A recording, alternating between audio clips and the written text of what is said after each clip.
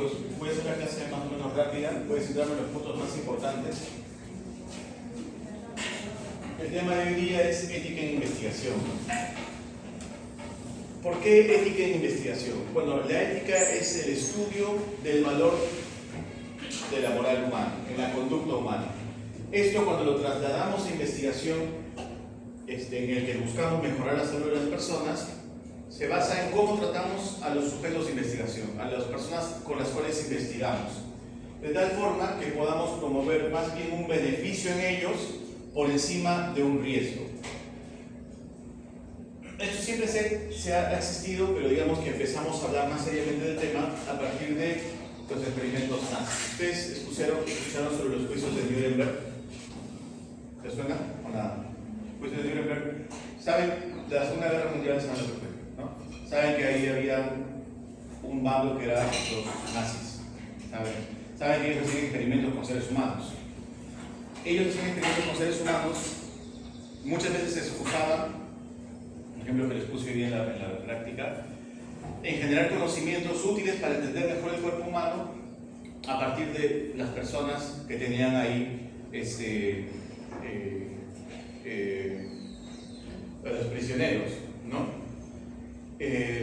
Entonces lo que hacían era investigar cosas, por ejemplo, el ejemplo que les puse, ¿no? Ver hasta cuánto aguanta el cuerpo humano antes de morir, cuánta temperatura aguanta el cuerpo humano antes de morir, cuánto frío puede aguantar el cuerpo humano antes de morir. Y ellos se excusaban diciendo de que pero es un conocimiento que, por el bien de la humanidad, qué sé yo. Pero eran prisioneros de guerra, no tenían opción, básicamente. Entonces empezamos ahí un poco a hablar de los primeros conceptos más importantes, es el del consentimiento informado. Cualquier persona que participe en una investigación debe tener la voluntad libre de poder aceptar si es que participa o no en la investigación. Si no quiere participar, no se puede obligar, por más de que, oye, pero no, si no participas, mira cuántas vidas vamos a dejar de salvar porque no participes. Eso es relativo y tampoco es una justificación. Esto no bastó porque también en ese tiempo, y creo que hasta ahora lamentablemente, se consideraba de que un investigador de renombre, ¿ustedes admiran a algún médico, alguna personalidad? ¿Puede uno estar vivo? ¿Se le ocurre a alguien? Messi. Digamos, Messi se vuelve médico, ¿ya? Y se vuelve un investigador, Messi. Ustedes dirán, pero Messi no creo que haga lo mismo que hicieron los nazis, porque es Messi, ¿no? O sea, Messi es bueno. ¿Por qué haría lo mismo? Solo porque es Messi, no tiene por qué dejar de ser un ser humano, como todos nosotros, con luces y sombras, buenos y malos. Antes se creía mucho que el investigador tal era una eminencia, entonces ¿cómo va a hacer algo malo? Y eso derivó en el estudio de sífilis de Tuskegee. ¿Han escuchado el estudio de sífilis de Tuskegee? Sí, ¿no? Este es un caso muy emblemático. Cualquier curso de ética que ustedes vayan a llevar se va a hablar de este caso.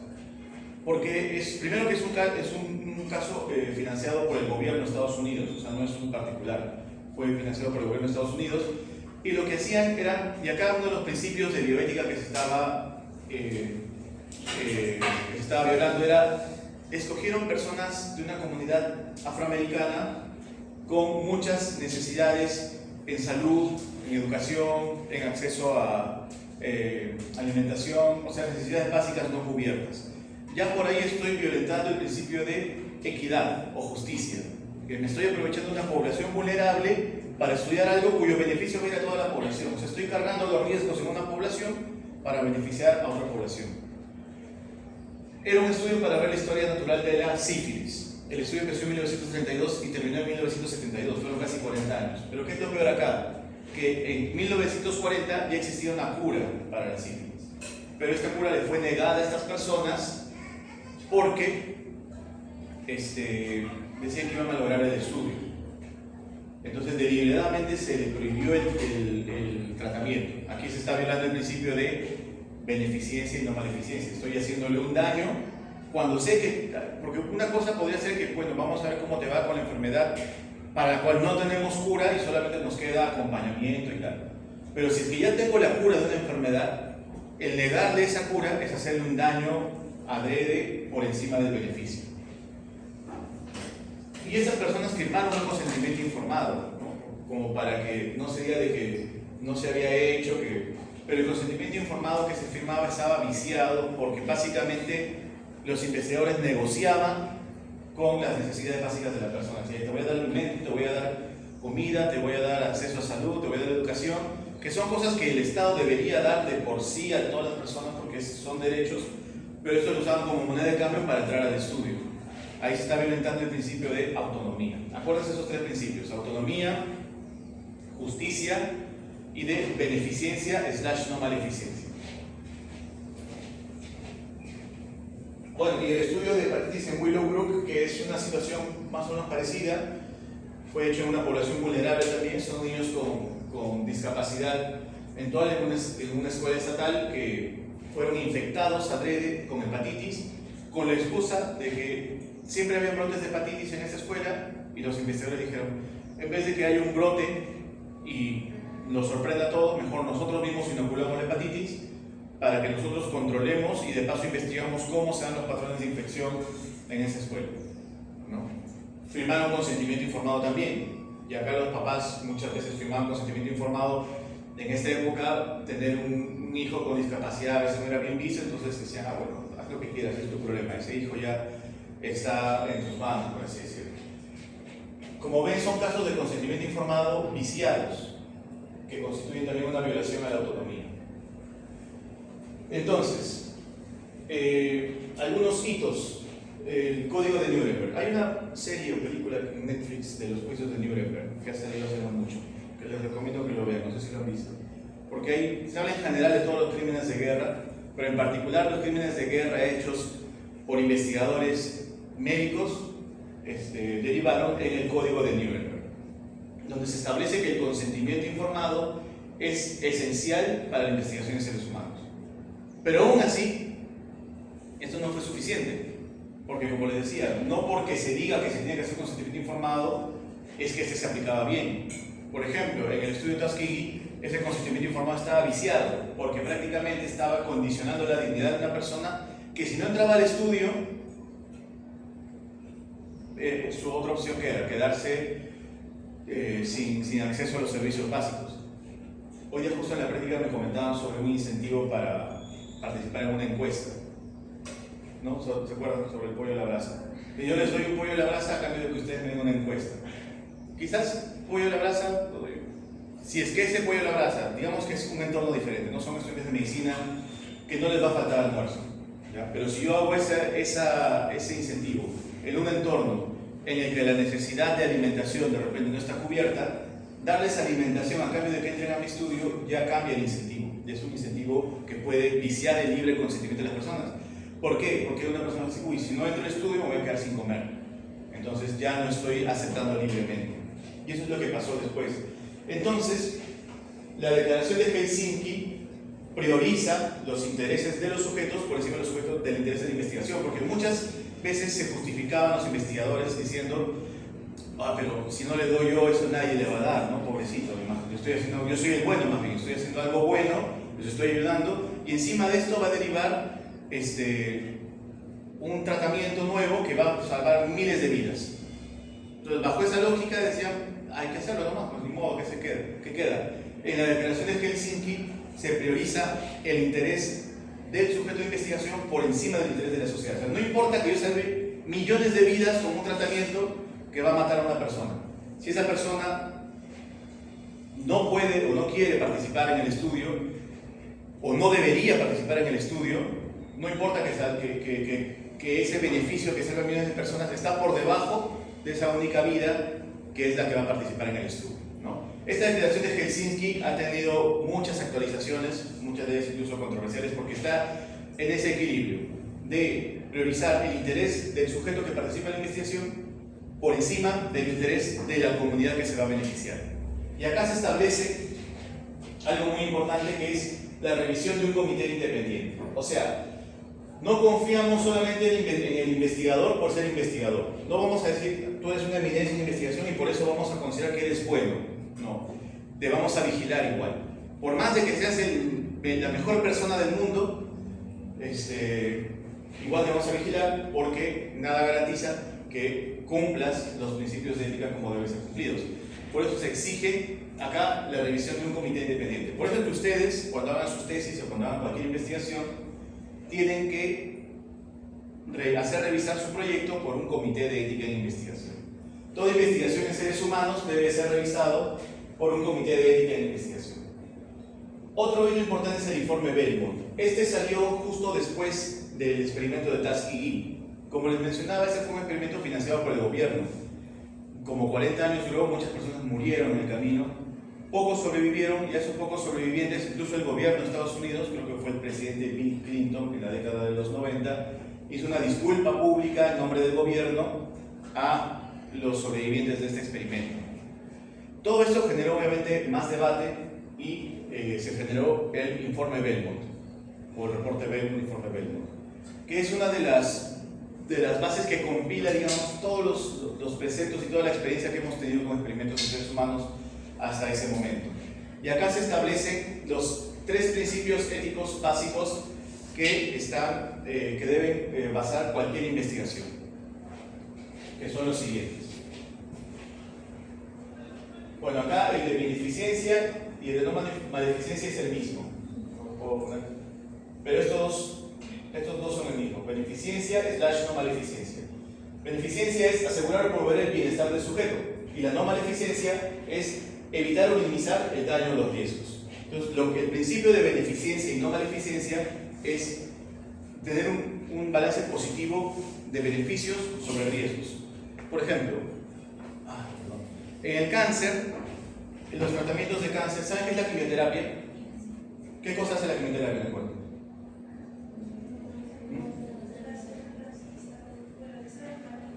Mata las células cancerígenas, pero no solamente las células cancerígenas, mata en general muchas células.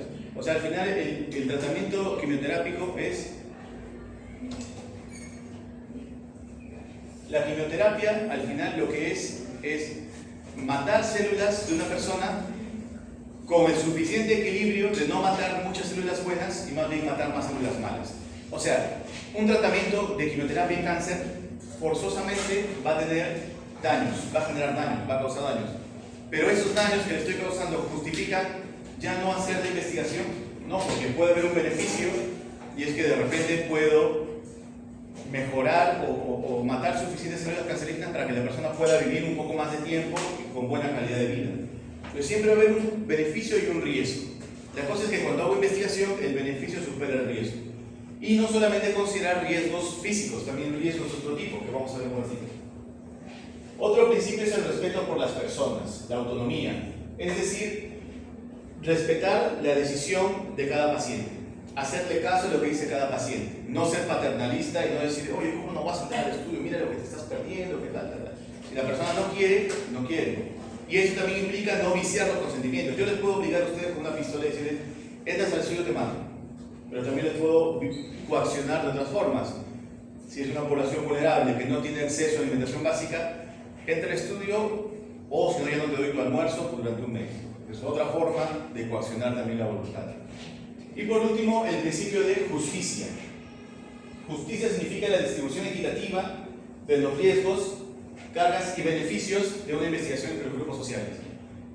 Les voy a poner algunos ejemplos y ustedes me dicen cuál de los principios se está violando. Por ejemplo, en el caso de Tuskegee, el hecho de que hayan escogido población vulnerable para hacer el experimento que luego iba a beneficiar a toda la población, ¿cuál de los principios vulneran? Justicia, muy bien. El hecho de que hayan negociado el consentimiento informado, dando a cambio servicios básicos, ¿cuál de esos principios vulneran?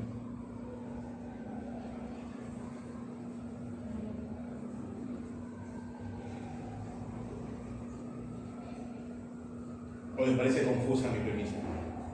Es algo bueno, ¿no? Darle servicios básicos. Pero ¿qué hemos dicho hace un rato? ¿Cómo? O sea, ¿cuál es el problema de dar servicios básicos a cambio de entrar a una investigación?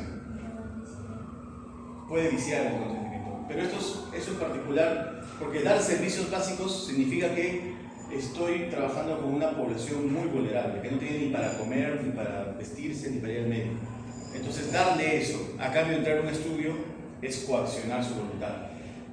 Es un poco complicado porque cuando ustedes vean, y quizás alguien puede pensar, pero o sea, si no le voy a dar yo ¿quién le va a dar, no? O sea, el problema es darle a cambio de entrar al estudio. Esa es la cuestión clave ahí.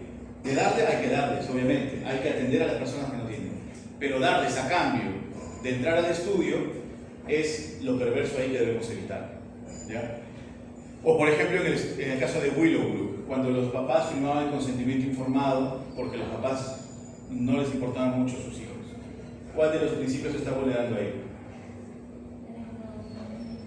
¿Cómo? El de autonomía de los niños. Los pobres niños estaban a merced de la voluntad de los padres que no los querían. El hecho de tener un tratamiento disponible para la sífilis y no dárselo al paciente. ¿Cuál de los principios vulneran? El de beneficencia y no maleficencia. Muy bien. Esto venía en el examen. Estos principios son importantes que se los aprendan. Bien, como habíamos dicho, el consentimiento informado es necesario, pero no es suficiente. Hay más cosas que se deben cumplir. Pero para hablar un poquito del consentimiento informado. El consentimiento informado tiene que ser hecho de tal forma de que el paciente de verdad pueda expresar su voluntad libremente. Si yo, por ejemplo, le hablo a un paciente con bajo nivel educativo y le empiezo a hablar de manera altanera, con muchos términos técnicos, el paciente se va a sentir minimizado y a veces por vergüenza va a decir, ya, sí, porque si digo que no, va a pensar que soy un ignorante y que no sé nada y por vergüenza voy a aceptar. O cuando estoy en una situación de emergencia, estoy en riesgo de muerte y viene un familiar y dice, señor, hay un experimento que vamos a hacer ahorita con tal, mejor que entre, en esa situación desesperada, probablemente acepte porque sin saber de verdad en qué se está metiendo, ¿no?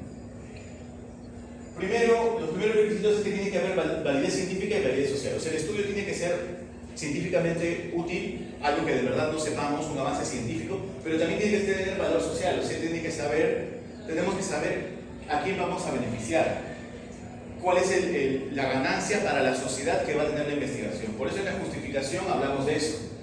Si tengo un estudio de algo que no se sabe, por ejemplo esto de los nazis, ¿no? Que ponían a la gente a enfriarse hasta que morían. Quizás era algo que no sabíamos la temperatura exacta a la que las personas mueren, pero en ese momento, ¿de qué servía eso? ¿Cuál es el valor social de saber esa temperatura exacta?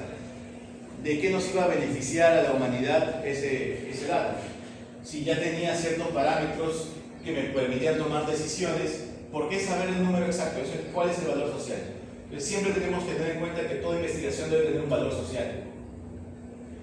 Selección justa y distribución de cargas. Esto significa que si voy a seleccionar una población vulnerable, tiene que haber beneficios directos para esa población vulnerable.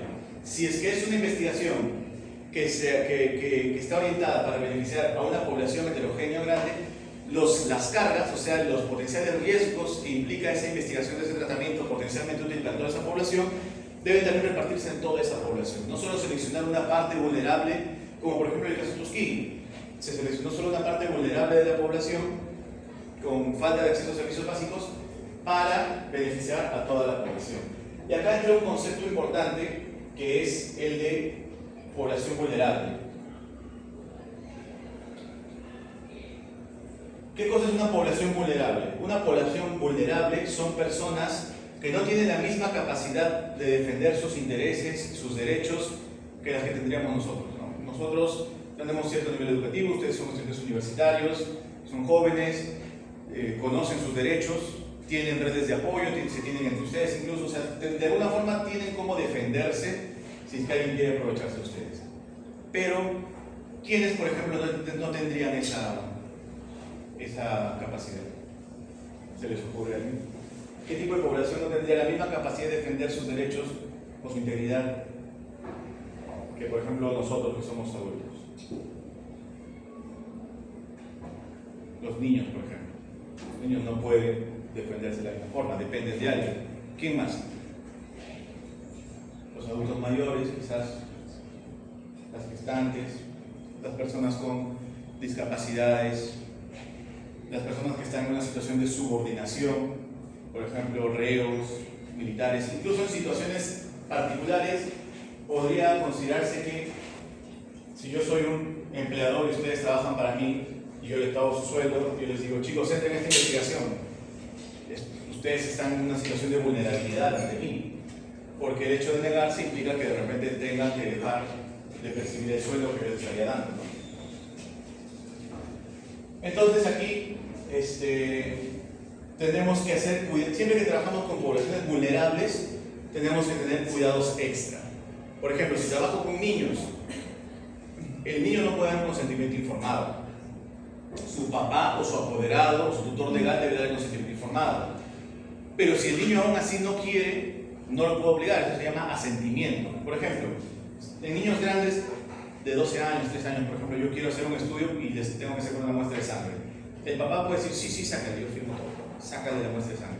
Pero yo agarro al niño y no se quiere sacar y empieza a patalear. Yo no puedo justificarme y decir, el papá ya firmó el consentimiento informado, hay que sacarlo. No, si el niño no quiere sacarse la muestra de sangre, no se saca.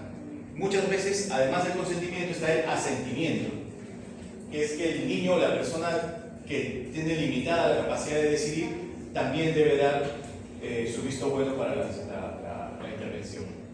La evaluación del riesgo-beneficio. Como les mencionaba, toda investigación tiene un riesgo. Incluso investigaciones que pueden ser encuestas. Porque las encuestas toman tiempo, las encuestas pueden tener preguntas, por ejemplo, si encuesta algo sobre salud mental, algo sobre estrés. Yo soy una persona que de repente paro estresado, tengo cierta condición y algunas preguntas sobre el estrés me desencadenan situaciones o me malogran el día o me desencadenan algo. Ya estoy hablando de un riesgo ahí, ¿no? Entonces tengo que balancear qué beneficio le voy a dar a esa persona para compensar ese riesgo. Por ejemplo, si hago una encuesta de estrés, si encuentro personas que tienen síntomas altos de estrés, puedo darles algún contacto o algún tipo de orientación, de repente invitarlos a una charla para que haya ese beneficio más que el riesgo. Estoy aterrizando en investigaciones que ustedes van a hacer. Imagínense esto cuando estoy trabajando en un tratamiento experimental para el cáncer. Obviamente iba a haber un riesgo conocido porque ya saben que el tratamiento de cáncer, quimioterápico sobre todo, siempre va a generar efectos adversos por lo que hace matar células. Entonces lo que tengo que hacer es compensar ese riesgo con beneficios que puedan hacer que esto sea más beneficioso que riesgoso para el paciente. Pero ¿cuál es la línea roja de esos beneficios? Que esos beneficios no involucren la dignidad humana. Que esos beneficios no involucren los servicios básicos, la alimentación, porque eso ya puede coaccionar la participación en una investigación. La revisión independiente por un comité de ética. Recuerden que toda investigación tiene que ser revisada por un comité de ética, ¿ya? Las investigaciones que ustedes van a realizar también tienen que ser revisadas por un comité de ética. Toda investigación en seres humanos que trabaje con datos de seres humanos tiene que ser revisado y aprobado por un comité de ética. El consentimiento informado, como les decía, tiene que hacerse entender a la persona en el mismo entorno y contexto social, educativo, cultural que esta persona tiene. Yo de repente trabajo con un consentimiento informado y tengo un paciente quechohablante. Yo no puedo decir ahí, ¿tú hablas quechua? Pucha, no sé si en español, ya paso nomás. Al siguiente. No, tengo que tener una versión adaptada en quechua, a algún intérprete, alguien que le permita entender a esta persona todo lo que implica la investigación. De repente es una persona... ¿Cómo sería en el caso de las personas que tienen quizás trastornos mentales?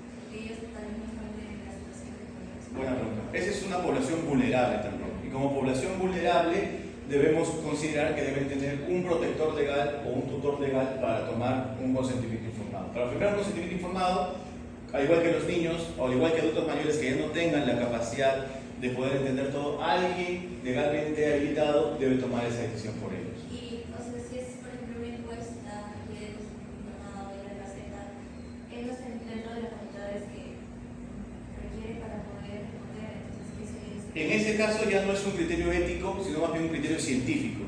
Yo excluiría a las personas que tienen discapacidades que permitan responder la encuesta, no tanto porque sea antiético, sino porque ellos no me van a poder responder bien. No van a estar en la capacidad de responder lo que yo les estoy preguntando. Pero si yo deseo realizar un estudio sobre eso. Si es que quiero estudiar en estas personas esa variable igual, tendría que ver o estudiar otra metodología. ¿Cómo? Con el apoderado se tiene que empezar. No, porque, o sea, si es que considero que son variables que el apoderado puede contestar, sí. Por ejemplo, si son hábitos y el apoderado está con esa persona todo el tiempo, sí, lo puede contestar el apoderado. Pero si no, si son variables de repente un poquito más intrínsecas, tendría que haber otra forma de poder detectar, ¿no? Otra forma de poder medir. Y eso va más que todo en la cuestión científica. Pero la cuestión ética, si es que no tengo razones para excluir a una persona de una investigación, no debería discriminarla, ¿no? Tendría que hacer el esfuerzo de poder hacerla decidir si quiere participar o no. El respeto continuo por los participantes. El respeto por los participantes implica respetar sus decisiones, si quieren participar, si no quieren participar, bien. Si quieren participar y durante el estudio quieren salirse, no hay ningún problema, se pueden salir. Y eso no tiene que significar que ya no van a poder tener acceso a ninguno de los beneficios que habrían podido tener si se entraran al estudio. Ellos se dirán, pero ahí se van a aprovechar, ¿no? Digo que sí entro, luego me salgo y me quedo con los beneficios. Sí, o sea, puede pasar eso, pero eso es 1000 veces preferible a que alguien entre coaccionado o que alguien entre con mayor carga de riesgos que de beneficios. Y otra cosa también es la confidencialidad de la información. Cuando ustedes hacen una investigación, por ejemplo, hacen encuestas preguntando sobre la salud mental de alguien, o preguntando sobre el estrés de alguien, o sobre la sobrecarga académica, la calidad del sueño, es información personal, ¿no? O sea, no son cosas que compartimos así nomás a todo el mundo. Tenemos que tener la responsabilidad de poder manejar esto de manera confidencial.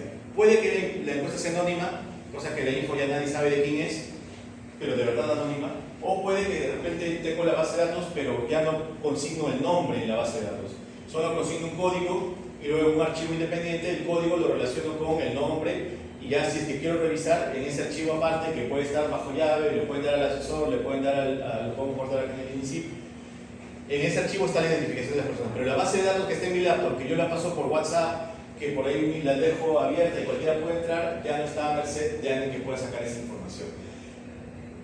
Imagínense esto con historias clínicas. O sea, imagínense que ustedes están hospitalizados en un lugar que Dios no quiera nunca que eso pase. Pero alguien ve una historia clínica de ustedes para su tesis y empieza a ver todas las enfermedades que ustedes han tenido, todos los hábitos, cuánto tiempo han estado, qué infecciones han tenido. Que alguien maneje eso así de manera displicente, a mí no me sienta nada bien. ¿Sí hemos visto? Bien, chicos, eso es ética.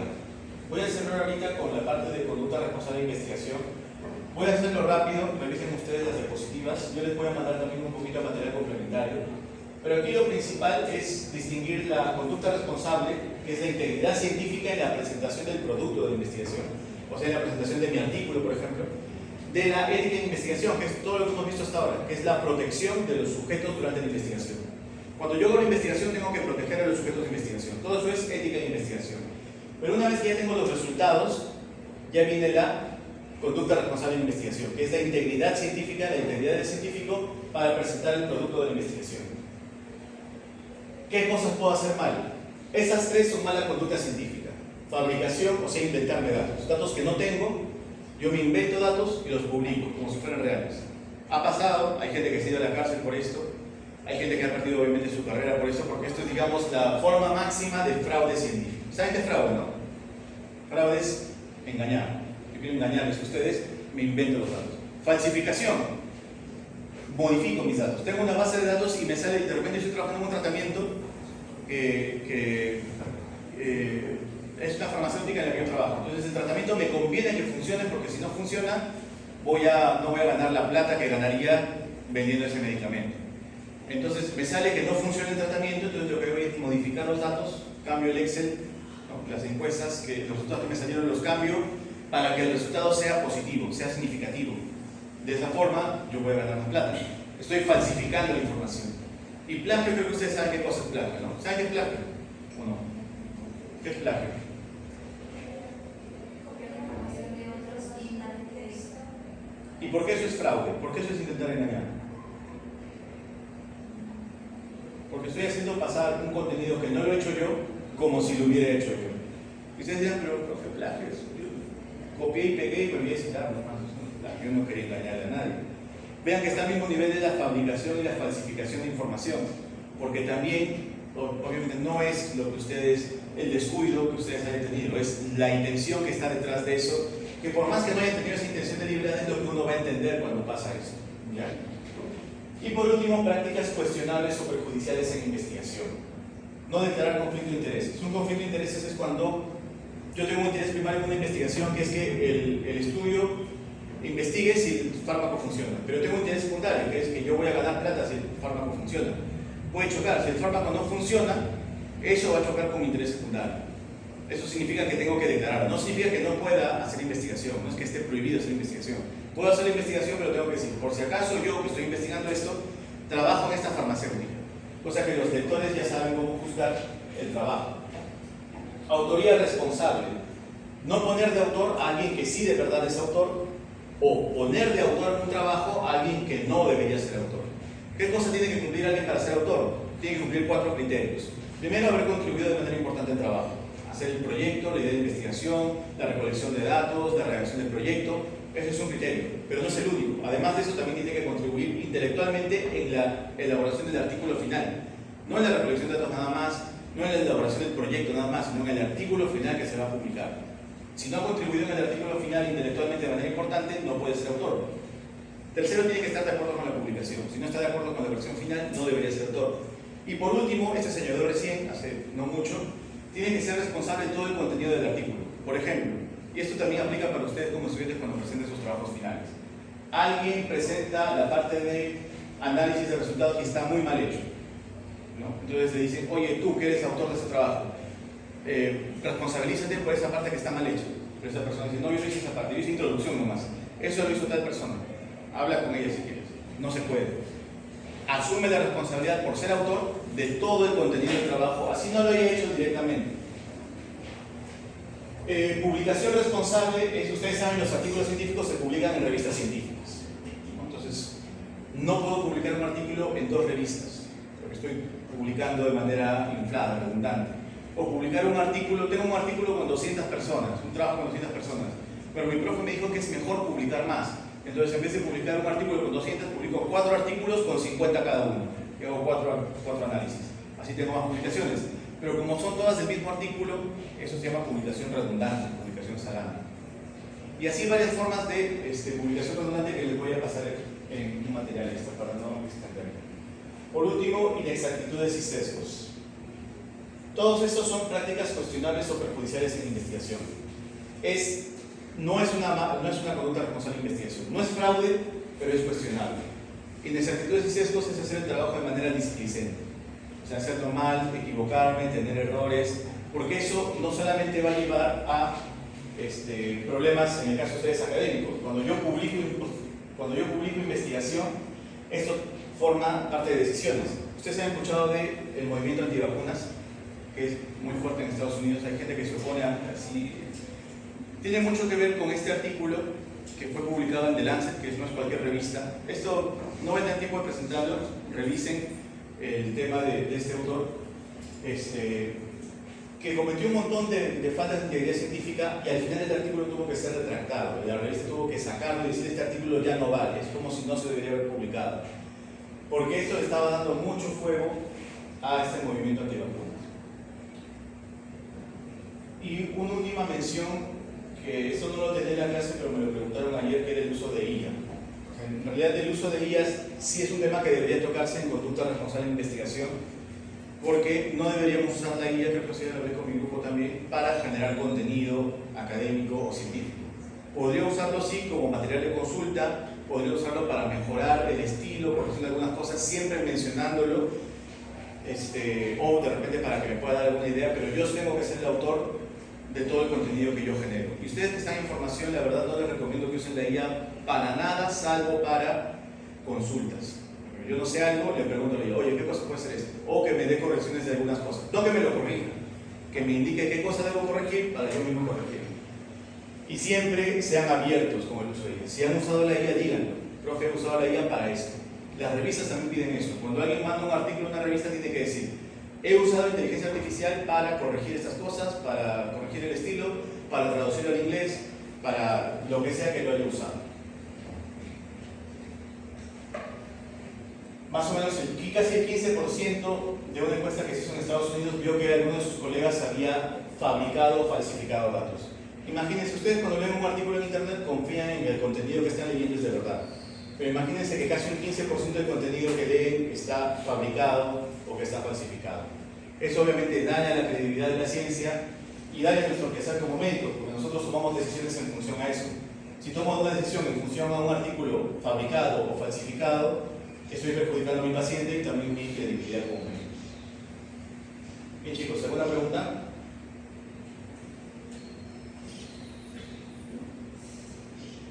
claro?